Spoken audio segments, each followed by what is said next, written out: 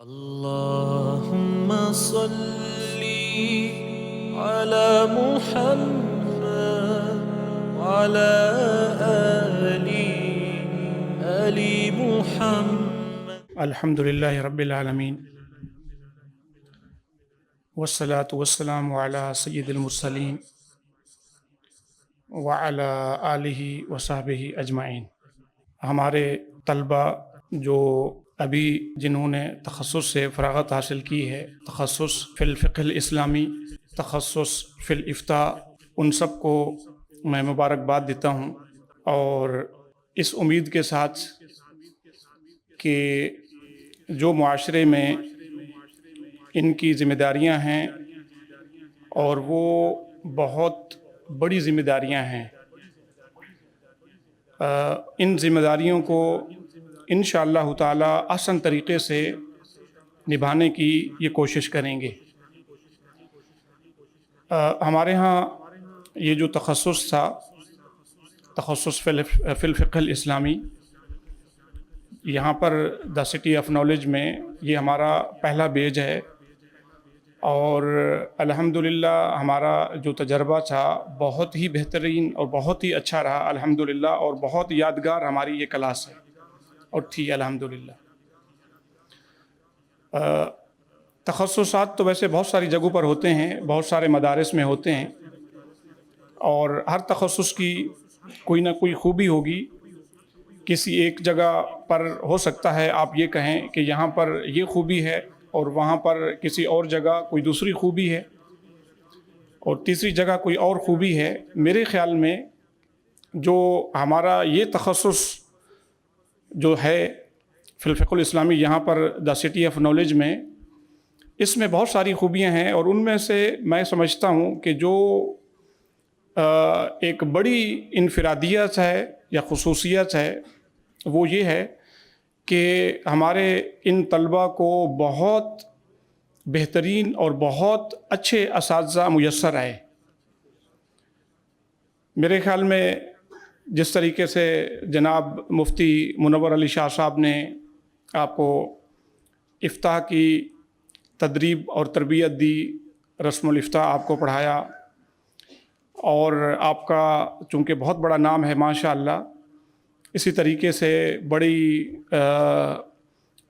بنجی ہوئی شخصیت ہیں جناب مفتی عبدالباقی صاحب، اور ان کے ساتھ جو آپ نے گھڑیاں گزاری وہ در مختار کے اسباق ہوں، یا اس کے علاوہ باقی جو کتب فقہ آپ کو جس طریقے سے انہوں نے پڑھایا، اور اس کے ساتھ ساتھ جو میں سمجھتا ہوں کہ اس تخصص کی جو ایک انفرادیت ہے وہ آپ کو جناب مفتی ڈاکٹر عمیر محمود صدیقی صاحب نے مجمع الفقہ الاسلامی کی جو قرارداد آپ کو پڑھائیں، اور اس کے ساتھ ساتھ اسلامی نظریاتی کونسل کی سفارشات بھی پڑھائیں. وہ ایسی چیزیں تھیں کہ جو ہمارے موجودہ زمانے کو ہمارے سابقہ زمانے سے جو چیزیں ملاتی ہیں، اور میں جو سمجھتا ہوں کہ عموماً ہمارے ہاں مدارس میں جس کی بہت زیادہ کمی ہے. یعنی یہ آپ کے لیے کافی نہیں ہے کہ آپ فقہ پر عبور حاصل کر لیں، یہ آپ کے لیے کافی نہیں ہے. ایک مفتی کے لیے، ایک اچھے عالم دین کے لیے بہت ضروری ہے کہ عصر حاضر کی ضروریات اور اس کے متطلبات اور اس کے چیلنج اور اس کے مسائل کا بھی ادراک رکھتا ہو. اور جو مجمع الفقہ الاسلامی جو آپ نے پڑھا، اور وہ اس چیز کے لیے میرے خیال میں کافی ہے. اور اسی طریقے سے جو اسلامی نظریاتی کونسل کی جو سفارشات ہیں وہ بھی اس کی ایک بہترین کڑی ہے، جو ہمارے معاشرے کو، ہمارے فقہ، ہمارے قانون کو ہمارے فقہ سے، اور جدید کو قدیم سے، اور قدیم کو جدید سے جو چیزیں جوڑتی ہیں. اچھا، آپ نے سب کچھ پڑھ نہیں لیا، یعنی ہو سکتا ہے کہ ہمارے اسٹوڈنٹس یہ سمجھ رہے ہوں کہ ہم ابھی مفتی بن گئے اور بس سب کچھ ہم نے حاصل کر لیا. ابھی بہت کچھ پڑھنا آپ کو باقی ہے.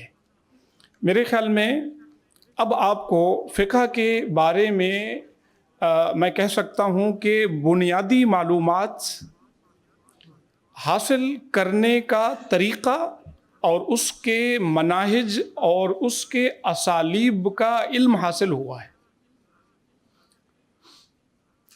یعنی اگر آپ دیکھ لیں کہ اب آپ کو ہم نے قواعد الفقہیہ پڑھایا تو قواعد فقہیہ آپ کو اگرچہ جو میں آپ کو بتا رہا تھا کہ ہمارے جو تخصص کی خصوصیات میں سے ایک یہ بات بھی تھی کہ ہم نے اپنے اسٹوڈنٹس کو 100 فقہی قواعد زبانی یاد کروائے. زبانی پوری تفصیل کے ساتھ، مثالوں کے ساتھ اور موجودہ تطبیقات کے ساتھ. لیکن کیا آپ سمجھتے ہیں کہ یہ بس کافی ہے؟ ہرگز نہیں. اسی طریقے سے المعیارات الشریعہ جو آپ نے پڑھا، المعیارات الشریعہ کے 55 معیارات ہیں اور میرے خیال میں ہم نے چند ہی پڑھے. تو کیا آپ سمجھتے ہیں کہ ہم نے سب کچھ حاصل کر لیا؟ نہیں. اور خاص طور پر جو میں آپ کو جو مجھے بڑی کمی محسوس ہوتی ہے ہمارے عموماً علماء میں اور خصوصاً جو پاکستان کے ہیں، کہ جو ہمارا عرب ممالک سے ربط ہونا چاہیے تھا نا، جو ہمارا تعلق ہونا چاہیے تھا نا، علمی تعلق کی بات کر رہا ہوں، وہ بالکل مفقود ہے. اس کی کڑیاں بالکل کٹی ہوئی ہیں. اور اس کی جو وجہ ہے جو مجھے محسوس ہوئی وہ یہ ہے کہ ہم ان کی زبان ٹھیک طریقے سے نہیں جان سکتے. یعنی وہ بولنے والی زبان کی نہیں بات کر رہا ہوں، میں اس زبان کی بات کر رہا ہوں جس میں ریسرچ ہو رہی ہے، جس میں لکھا جا رہا ہے، جس میں باقاعدہ ہماری تحقیق ہو رہی ہے. اور اس کی ایک مثال یہ ہماری المعیارات الشرعیہ ہیں. عموماً ہمارے اسٹوڈنٹس کے سروں سے گزرتی ہیں، علماء کے بھی. اور اس سے ہمیں اندازہ ہوتا ہے کہ ہمارا جو قدیم ہمارا جو فقہ تھا اور اس کی جو اصطلاحات تھیں وہ جدید فقہ سے کس قدر مختلف ہیں. اس سے اندازہ ہوتا ہے کہ اسلامی اقتصاد کے حوالے سے، خصوصاً اسلامی بینکنگ کے حوالے سے اور اوورآل فقہ کے حوالے سے بھی بہت ساری اصطلاحات جو ابھی جدید ہیں، جو ہمارے ہاں استعمال ہو رہی ہیں، ہمارے ہاں پاکستان میں ہم اس سے بالکل متعارف نہیں، بالکل اس سے دور ہیں. اچھا، جو وہ لوگ کام کر رہے ہیں ہم ان کے کام کو بالکل نہیں سمجھ پا رہے، اور ظاہر ہے ہمارے کام کو وہ بھی نہیں سمجھ پا رہے کیونکہ ہمارا کام اردو میں ہے، اور ان کا کام ہم اس لیے نہیں سمجھ پا رہے کہ ان کی وہ لینگویج جس میں وہ کام ہو رہا ہے ہم اس کو ٹھیک طریقے سے نہیں سمجھ پا رہے.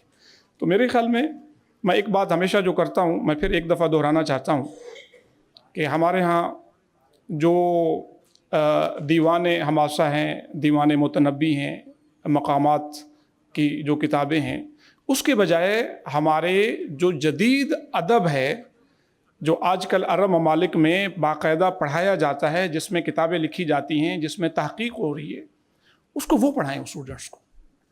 اور اس پڑھانے کا فائدہ یہ ہوگا کہ ہمارا آپس میں تعلق ہوگا. مثال کے طور پر کسی مسئلے پر تحقیق ہوئی عرب ممالک میں اور بڑی شاندار تحقیق ہوئی اور ہو رہی ہے، بڑی اعلیٰ پائے کی تحقیق ہو رہی ہے اور ہوئی، ہم نہیں پڑھ پا رہے. ہم اس لیے نہیں پڑھ پا رہے چونکہ ہم اس کو سمجھ نہیں پا رہے. ایک بات یہ. دوسری بات یہ کہ ہمارے علماء کا، ہمارے طلباء کا خصوصی طور پر ٹیکنالوجی سے، جدید علوم اور فنون سے ہم اس میں پیچھے ہو گئے. اس سے تعلق یا تو بالکل نہیں یا بہت کم ہے. اب میں جب مطالعہ کی بات کر رہا ہوں کہ ہم نے ایک کورس کے طور پر اگرچہ ہم نے آپ کو ریسرچ کے کچھ چیزوں کے بارے میں بھی آگاہ کیا. اب ذرا دیکھیں کہ ہم کوئی مسئلہ اگر تلاش کرتے ہیں اور اگر حدیث تلاش کرنی ہو، کوئی فقہ کی کوئی بات ہو، وہ فقہ کی ہو، اصول کی ہو، علوم قرآن، کسی بھی ہمارے علوم کی ہو، تو ہمیں تلاش کرتے کرتے ہمیں اس میں بسا اوقات ہفتے لگ جاتے ہیں، کبھی کبھی مہینے بھی لگ جاتے ہیں، ورنہ گھنٹوں کی بات تو ہے نا.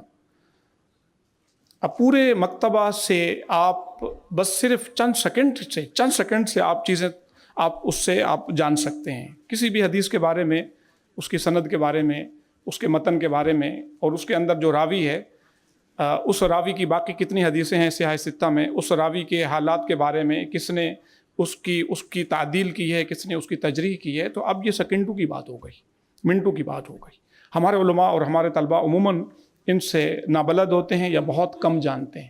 ایک تو یہ بھی جاننے کی ضرورت ہے. تو اس میں بھی آپ اپنے مطالعے کو بڑھاتے رہیں اور آگے مزید آپ کوشش کرتے رہیں. اس حوالے سے بھی۔ دوسری بات یہ ہے کہ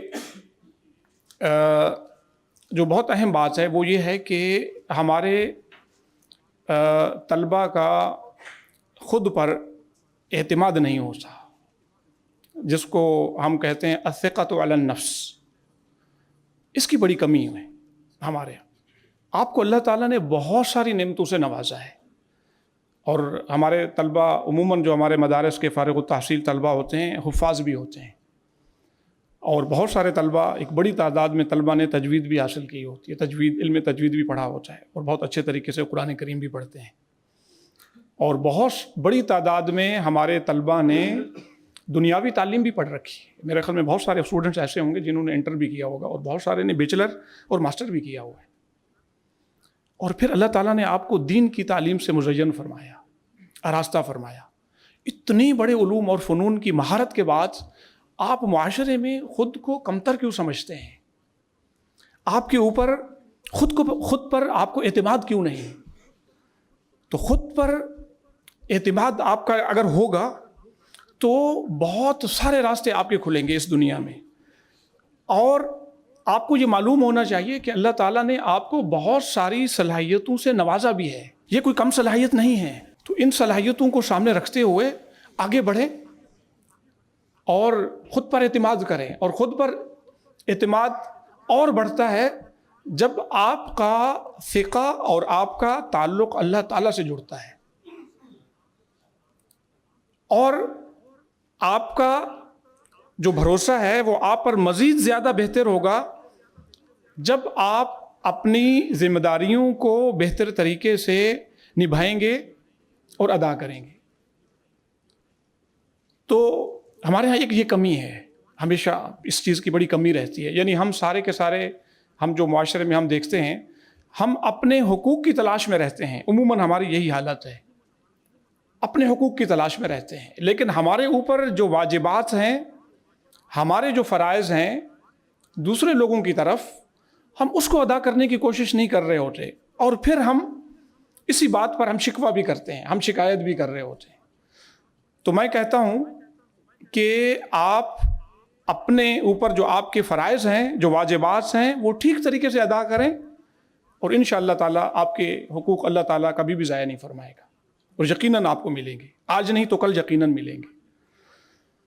تو انہی نصیحتوں کے ساتھ آپ کو انشاءاللہ ہم یہاں سے اس ادارے سے الوداع کریں گے انشاءاللہ، اور جہاں بھی رہیں ہمیشہ یہ بات آپ کے ذہن میں رہے کہ آپ کا تعلق اس ادارے سے جڑا ہوا ہے، اور اگر اچھا کام کریں گے تو آپ اس ادارے کا نام روشن کریں گے، اور جب آپ کے اساتذہ کو معلوم ہوگا کہ آپ نے انشاءاللہ بہت بڑے مناصب سنبھالے ہیں اور بہت بڑے منصبوں پر کام کر رہے ہیں، تو آپ کے اساتذہ کو بھی خوشی ہوگی انشاءاللہ تعالی۔